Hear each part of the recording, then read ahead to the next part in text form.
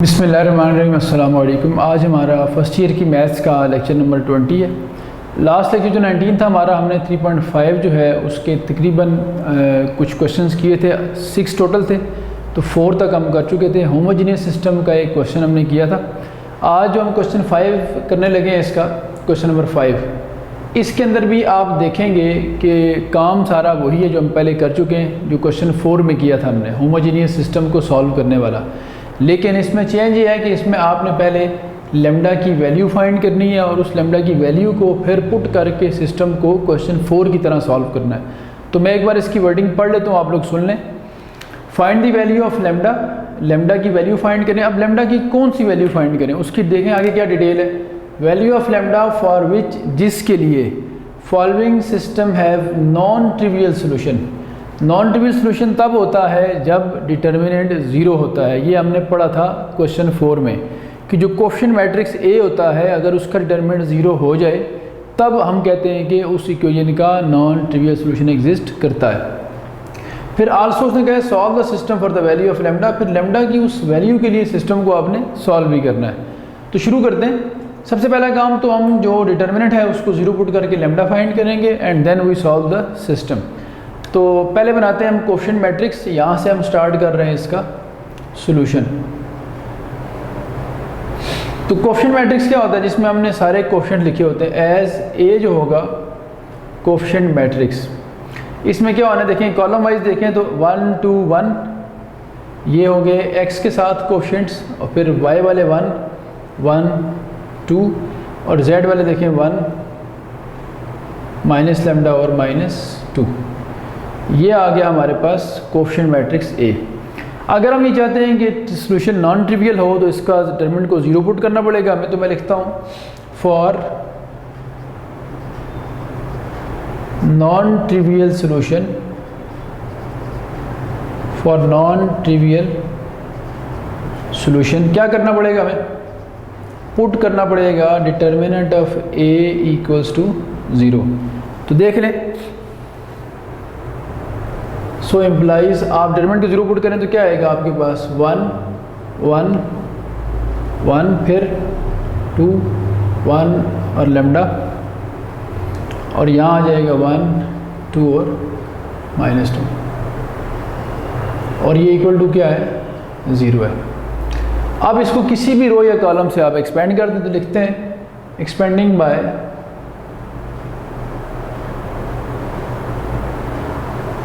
Expanding bye R1 से expand कर लेते हैं इसको, जो हम यूजुअली करते होते हैं। तो R1 से एक्सपेंड करें, पहला एलिमेंट कौन सा आएगा 1, कॉरस्पॉन्डिंग रो और कॉलम डिलीट कर दें, फिर दूसरा कौन सा आएगा फार्मूले के हिसाब से माइनस आएगा, और फिर रो और कॉलम डिलीट करेंगे, फिर तीसरा आपके पास अगेन वो भी आ जाएगा 1 और रो और कॉलम डिलीट कर देंगे, और इक्वल टू क्या रखा हुआ हमने 0। अब इसको फिल कर लें। First row first column delete करेंगे 1 2 माइनस लेमडा -2 2 1 माइनस लेमडा और -2, और आखिरी वाला आ जाएगा 2 1 1 और 2। और मज़ीद सिंप्लीफाई करें इसको तो ये बनेगा आपके पास -2 + 2 लेमडा, और ये आ जाएगा आपके पास -4 + लेमडा, और ये आ जाएगा 4 -1। और इसको मज़ीद एक्सटेंड करें तो -2 + 2 लेमडा +4 माइनस लेमडा और +3 = 0। 2 लेमडा माइनस लेमडा लेमडा रह जाएगा, और 4 - 2 2 2 + 3 5 इस तरफ ले आए तो -5। ये लें जी, ये क्वेश्चन यूजुअली लॉन्ग क्वेश्चन में आते हैं। 4 मार्क्स, चूँकि 8 नंबर का 8 मार्क्स का लॉन्ग क्वेश्चन होता है। 4 मार्क्स आपके होंगे लेमडा फाइंड करने के, और 4 मार्क्स ही होंगे आपके इसको फर्दर सॉल्व करने के। लेमडा हमने फाइंड कर लिया, आधा काम हमारा हो चुका है। Find the value of lambda, यानी 50% क्वेश्चन सॉल्व हो चुके हैं। अब उसने क्या कहा था, also solve the system for the value of lambda. अब लेमडा की ये वैल्यू पुट करके सिस्टम को सॉल्व भी करना है। तो सिस्टम हमारे पास ये लिखा हुआ है, इसके अंदर आप पुट कर देंगे ये, तो आप देखें क्या बनता है। फिर मैं लिखता हूँ putting value of lambda in the given system. इस सिस्टम के अंदर आप लैम्डा की वैल्यू पुट करें जो हमें गिवन सिस्टम। तो देखें पहली इक्वेशन तो कोई फर्क नहीं पड़ेगा क्योंकि लैम्डा पहली इक्वेशन में नहीं था, तो पहली इक्वेशन वैसी रहेगी x plus y plus z equals to 0।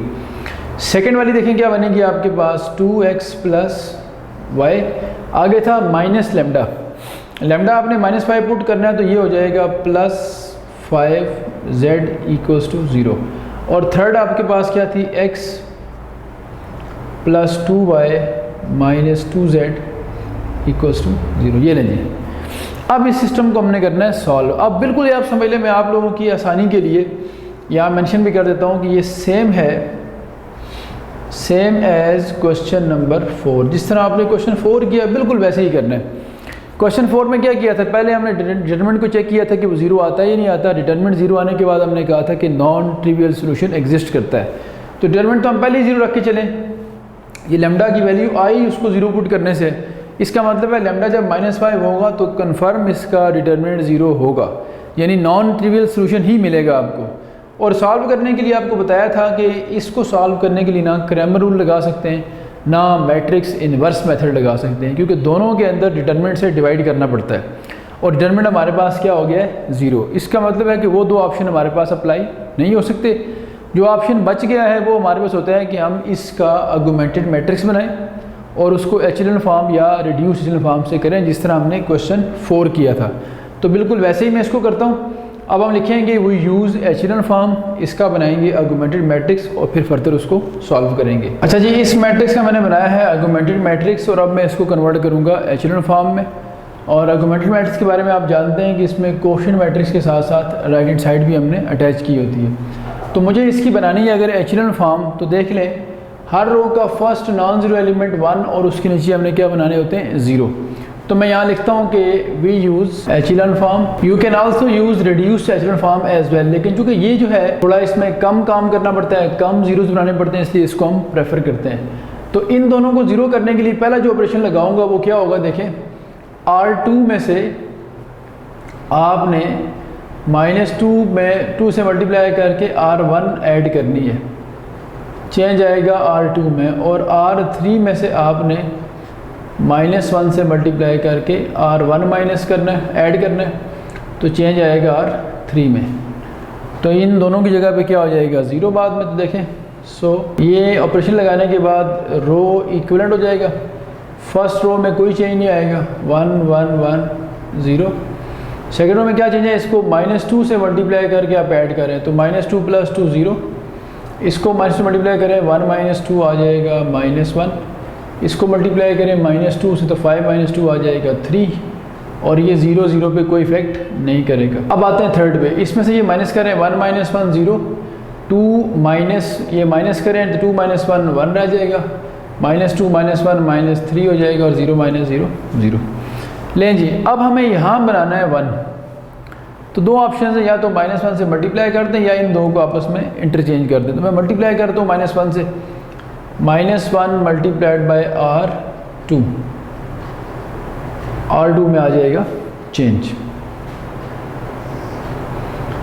तो ये रो इक्विवेलेंट है, यहाँ 1 1 1 और 0 बन गया, यहाँ 0 1 चूँकि नेगेटिव से मल्टीप्लाई किया आपने, ये आ गया 0 1 -3 और 0।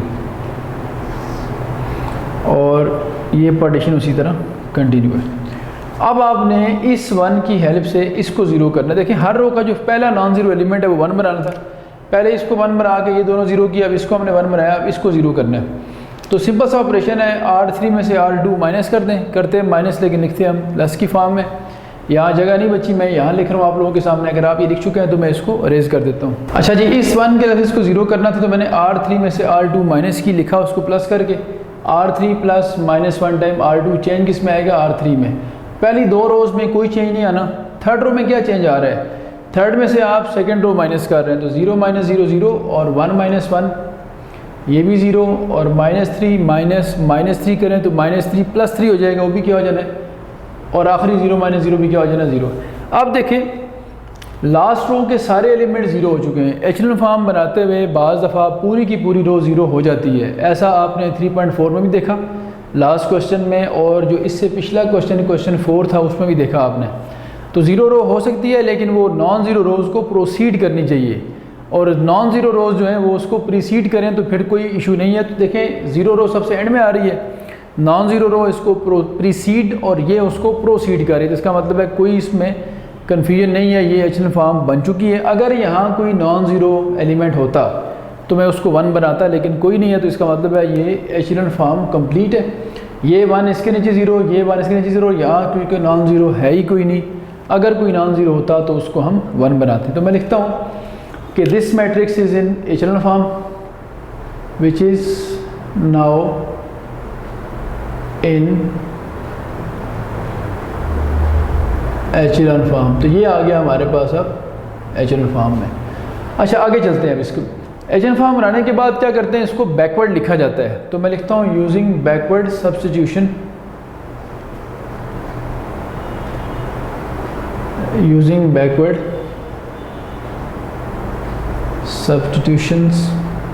बैकवर्ड लिखेंगे तो जिस तरह इक्वेशन से मैट्रिक्स बना था, दोबारा मैट्रिक्स से वैसे आपने इक्वेशन बनानी। तो पहली इक्वेशन क्या बनेगी, देखें x + y + z = 0। दूसरी में x का कोएफिशिएंट 0 हो गया, y और z बचे में, तो y - 3z = क्या आ जाएगा, 0, और x y z तीनों कोएफिशिएंट 0 हैं, तो लास्ट पूरी रो क्या होगी, 0। अब थोड़ी देर पहले जो हमने लास्ट क्वेश्चन किया था, आपको मैंने बताया था कि number of equations number of variable से कम हो जाएं तो सिस्टम का सॉल्यूशन इन्फिनिट हो जाता है, यानी वो जो सॉल्यूशन निकलेगा वो यूनिक नहीं होगा, वो इन्फिनिट सॉल्यूशन होगा। तो देख लें 2 इक्वेशंस हैं, 3 वेरिएबल्स हैं। इस सूरत में फिर आपको किसी एक वेरिएबल को आर्बिट्रेरी वैल्यू देनी होती है, जैसा कि आपने क्वेश्चन 4 में किया है। तो अब आपकी मर्ज़ी है x y z किसी एक को आप आर्बिट्रेरी वैल्यू दे देंगे, तो जिसमें कम वेरिएबल हुआ करे और जिसके साथ कोई नंबर मल्टीप्लाई हुआ करे उसको वैल्यू दिया करें। तो कम वेरिएबल इक्वेशन 2 में है और z के साथ 3 मल्टीप्लाई हो रहा है, तो हम ये कर लेते हैं कि z को आर्बिट्रेरी वैल्यू t दे देते हैं। फिर देखें इससे क्या होगा, ये पुट कर दें 2 में, सो 2 इम्प्लाइज 2 में पुट करेंगे तो ये यूँ बनेगा y - 3t = 0, और यहाँ से y की वैल्यू आ जाएगी आपके पास 3t। तो देखें z की वैल्यू क्या आ गई आपके पास t, y की वैल्यू कितनी आ गई 3t, 2 तो हो गए ये, और इन दोनों को पुट करेंगे इक्वेशन 1 में तो आपको x भी मिल जाएगा। Putting values of y and z in equation 1, so 1 implies 1 में क्या बनेगा, देखें x + y + z = 0, 3t + t 4t हो जाएगा, तो ये -4t हो जाना है। लें जी, ये आ गया आपके पास x भी। Now we have all the values x y z, और इसमें t जो है वो आर्बिट्रेरी है। तो अब हम लिख सकते हैं जो इसका सोल्यूशन सेट है, and solution set is x आ गया -4t, y आ गया 3t, और z आ गया आपके पास t। और साथ मेंशन करना पड़ेगा कि t इसमें क्या है, where t is not fixed, it is arbitrary real number, and for different values of t we get different values of solution. It shows that this solution is not unique, it is infinite solution.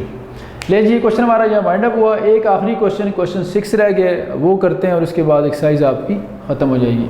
तो ये लिखने के बाद question 6 की तरफ आता हूँ, आप इसको लिख लें इतनी देर में। अच्छा जी, अब हम आते हैं लास्ट क्वेश्चन 6 की तरफ। इसमें ये कहा गया है कि find the value of lambda. वही सेम बात है, लेमडा की वैल्यू फाइंड करनी है, फॉर विच जिसके लिए following system does not possesses a unique solution, यानी लेमडा की ऐसी वैल्यू जिसके लिए सिस्टम पोसेस ना करे किसी यूनिक सोल्यूशन को।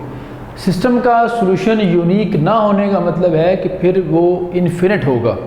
तो इन अदर वर्ड्स आप ये समझें कि लेमडा की ऐसी वैल्यू फाइंड करनी है जिसके लिए सोल्यूशन इन्फिनिट हो, यूनिक ना हो। तो इन्फिनिट सोल्यूशन तब होता है जब डिटरमिनेंट ज़ीरो होता है, चाहे वो होमोजीनियस सिस्टम हो या नॉन होमोजीनियस हो।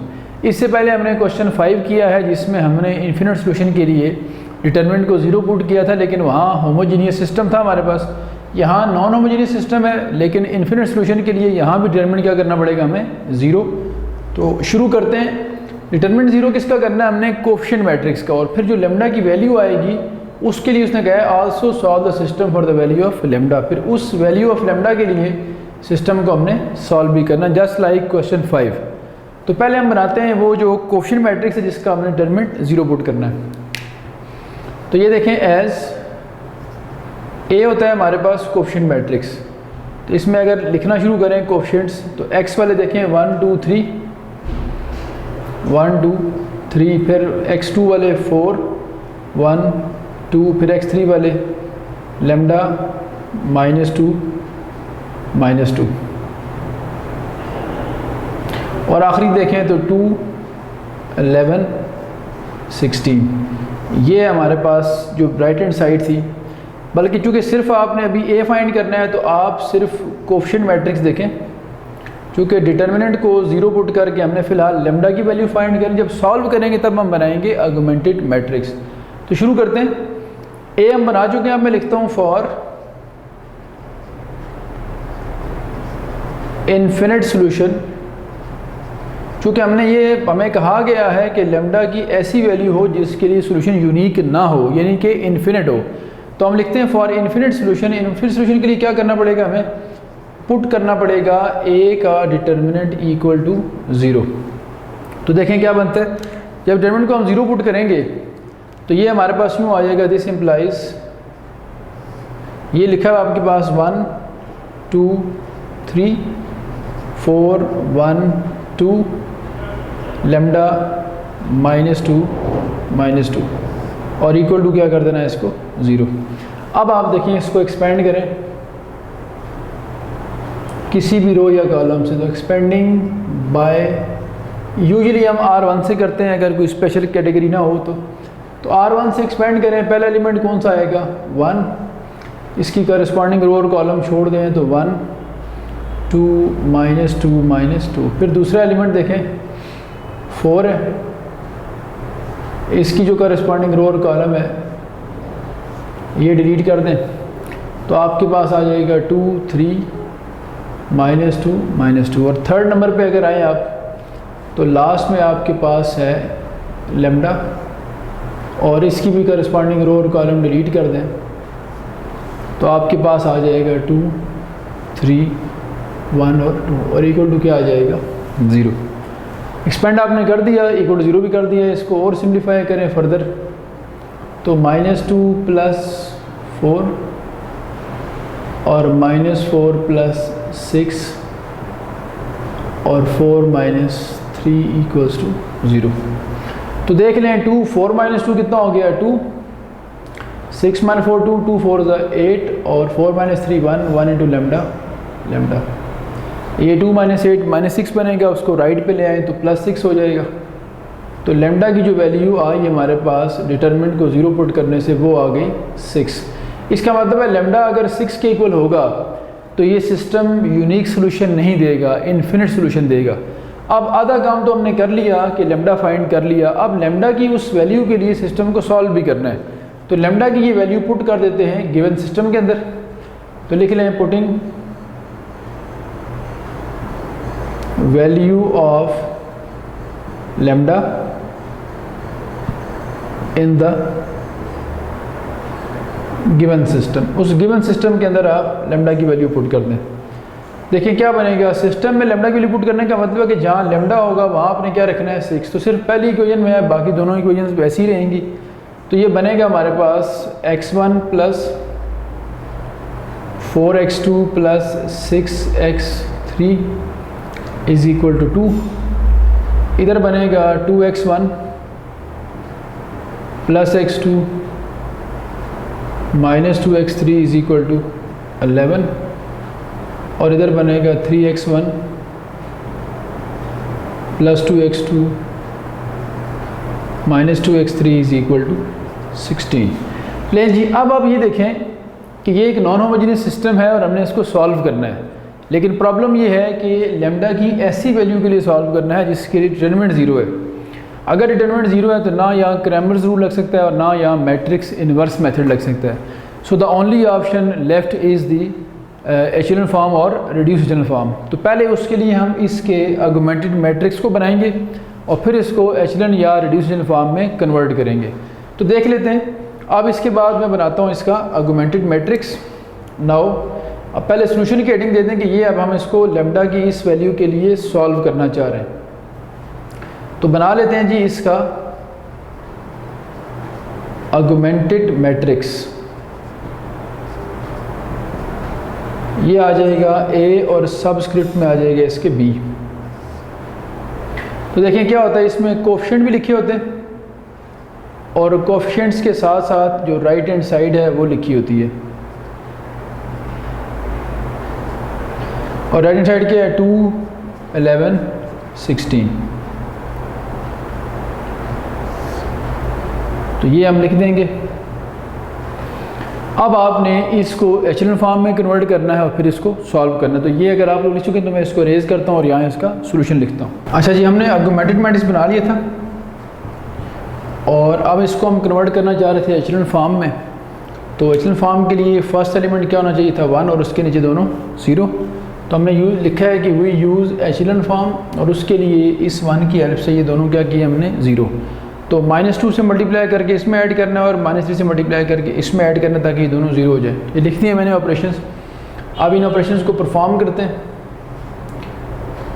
यहाँ पे आप लिख दिया करते हैं रो इक्वलेंट और देखिए मैट्रिक्स के अंदर क्या चेंज आता है। फर्स्ट रो में कोई चेंज नहीं है, 1, 4, 6 और 2।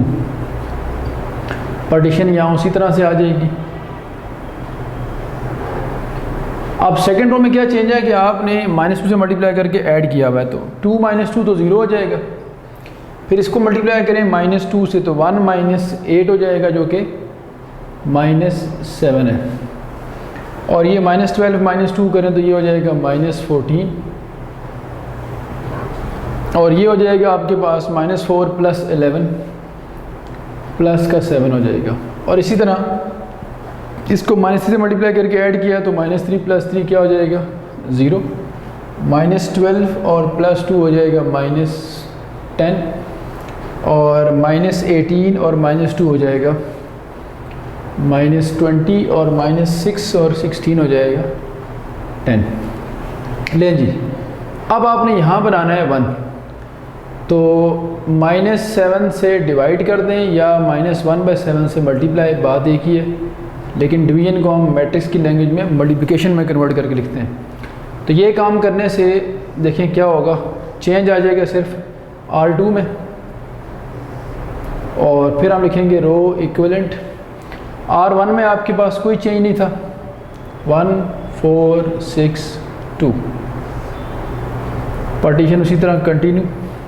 R2 में चेंज आया डिवाइड करने से, यहाँ 1, यहाँ 2 और यहाँ हो जाएगा -1। और R3 जो है आपके पास वो भी अनअल्टर ही रहेगी। अब इस 1 की हेल्प से इसको 0 करना है तो क्या करेंगे, R3 में 10 से मल्टीप्लाई करके R2 ऐड करेंगे तो चेंज आ जाएगा R3 में। और देख लें क्या बनता है। यहाँ फर्स्ट रो में कोई चेंज नहीं है, फिर ये पार्टीशन उसी तरह चल रही है। सेकेंड रो में भी कोई चेंज नहीं आया। थर्ड रो में क्या चेंज आ रहा है, इसको 10 से मल्टीप्लाई करके ऐड करें तो 0 + 0 तो 0 ही रहेगा। 10 - 10 0 हो जाएगा, 20 - 20 भी 0 हो जाएगा, अगेन -10 + 10 भी क्या हो जाएगा, 0। तो ये पिछले क्वेश्चन की तरह फिर आपने ऑब्जर्व किया है कि एक पूरी रो 0 हो चुकी है। तो मैंने आपसे कहा है कि एचेलन फॉर्म बनाते हुए अक्सर ऐसा होता है कि कोई एक रो पूरी की पूरी 0 हो जाती है।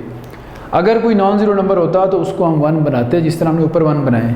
अगर कोई नॉन ज़ीरो नंबर नहीं है रो में तो इसका मतलब इंटायर रो 0 है और वो प्रोसीड कर रही है नॉन ज़ीरो को, तो इसका मतलब है एचेलन फॉर्म कंप्लीट हो चुकी है। एचेलन फॉर्म के बाद हम इसको बैकवर्ड लिखते हैं, जिस तरह इक्वेशन से मैट्रिक्स बनाया था वैसे ही दोबारा मैट्रिक्स से इक्वेशन बनाएंगे। आज हम ये देखें तो तीसरा क्वेश्चन हम इस तरह का कर रहे हैं। क्वेश्चन 4 भी था, 5 भी और ये 6 भी। तो अब आप देखें जब बैकवर्ड लिखेंगे तो ये इक्वेशंस की फॉर्म में आएगा। मैं यहाँ रेज करके लिखता हूँ आप लोगों के लिए। अच्छा जी, अब मैं इसको बैकवर्ड लिख रहा हूँ। देखें ये आपके सामने लिखा है यूजिंग बैकवर्ड सब्स्टिट्यूशन। तो बैकवर्ड लिखें तो ये x1 x2 x3 इस तरह शो हो रहे थे। तो ये हो जाएगा आपके पास x1 plus 4x2 plus 6x3 equals to 2। फिर यहाँ x1 का कोएफिशिएंट 0 हो गया तो सिर्फ x2 बचा, x2 plus 2x3 is equal to -1 और x1 x2 x3 तीनों के कोएफिशिएंट 0 हो गए तो लास्ट रो हमारी रिमूव हो गई। ये हम बार बार देख चुके हैं कि जब number of equations number of variable से लेस हो जाए तो सिस्टम का सोल्यूशन इन्फिनिट निकलता है। तो ये वही केस बन गया, it has 2 equations but 3 variables. इसका मतलब सोल्यूशन इन्फिनिट निकलेगा। फिर इस सिचुएशन में आप जानते हैं हम 2 क्वेश्चन ऐसे ऑलरेडी कर चुके हैं 4 और 5 के, हम एक वेरिएबल को आर्बिट्रेरी वैल्यू अलॉट करते हैं। तो x2 x3 x1 में से किसी एक को अलॉट कर दूँ मैं, ये यहाँ बेहतर लग रहा है x3, तो मैं x3 जो है इसको एक आर्बिट्रेरी वैल्यू यानी कि t दे देता हूँ और ये पुट कर दें जिसमें कम वेरिएबल हो, जैसे इक्वेशन 2 है इसमें। तो देखें क्या बनता है। So 2 implies x2 plus 2t is equal to -1, x2 आ जाएगा -2t -1। अब x3 देखें t के इक्वल आ गया। ये ज़रा डिफरेंट कलर से इसको मैं प्रोमिनेंट करता हूँ। x2 भी आ गया हमारे पास t की फॉर्म में। अब बारी है x3 की, x1 की सॉरी, x3 x2 दोनों यहाँ पुट करें 2 और 3 तो आपको x1 भी मिल जाएगा। तो लिख लेते हैं। अच्छा जी, x2 और x3 की वैल्यूज़ हैं ये पुट कर देते हैं इक्वेशन 1 में ताकि हमें x1 की वैल्यू मिल सके। Putting values of x2 and x3 इन 1, तो ये इक्वेशन 1 लिखिए, यहाँ पुट करें तो ये बनेगा आपके पास, देख लें आ जाएगा x1 और प्लस उसमें आ जाएगा 4x2। x2 की जगह क्या पुट करना है, -2t -1 और प्लस 6x3 की जगह क्या आ जाएगा t। अब इसको सिंप्लीफाई करें तो x1 ये बनेगा -4 2 8 -4 प्लस 6t और is equal to 2। -8t plus 6t करें अगर तो -2t बन जाएगा और -4 इस तरफ ले आएँ तो ये हो जाएगा -6। तो अल्टीमेट x1 की वैल्यू बनेगी 2t -6। ये आ गई आपके पास x1 की value. Now we have all the values x1 x2 and x3 in terms of t where t is arbitrary. t चूँकि आर्बिट्रेरी है तो डिफरेंट t की वैल्यूज़ के लिए डिफरेंट सोल्यूशन होंगे। इसका मतलब है ये यूनिक सोल्यूशन है, ये इन्फिनिट सोल्यूशन है t पे डिपेंडेंट। तो आप लिख लेते हैं इसका, हैंस जो सोल्यूशन सेट बनेगा वो देख लेते हैं। सोल्यूशन सेट इज़ x1 कितना है आपके पास 2t -6, x2 कितना है आपके पास -2t -1 और x3 आपके पास किसके बराबर है t के। और साथ लिख दें कि where t is arbitrary real number. As for different values of t we get different values of solution. So this solution is not unique. ये एक infinite solution है। तो यही हमने करना था कि हमने वो लेमडा की वैल्यू फाइंड की जिसके लिए सोल्यूशन यूनिक ना हो यानी इन्फिनिट हो, फिर लेमडा की वैल्यू पुट की और इसको सॉल्व करके वो सोल्यूशन हमने फाइंड कर लिया। अच्छा अब आगे चलते हैं। जो चैप्टर था हमारा वो यहाँ पे हो गया क्लोज। चैप्टर 3 हमारा अल्हम्दुलिल्लाह एंड हो चुका है। नेक्स्ट क्लास में इंशाल्लाह हम नेक्स्ट चैप्टर स्टार्ट करेंगे जो लेक्चर हमारा 21 होगा। इस लेक्चर के हवाले से ये आज तक जो भी आपका इशू हुआ वो जो जूम की आपकी लाइव क्लास होती है, लाइव सेशन, उसमें आप डिस्कस कर सकते हैं। आज तक के लिए इतना काफ़ी है। अल्लाह हाफ़िज़।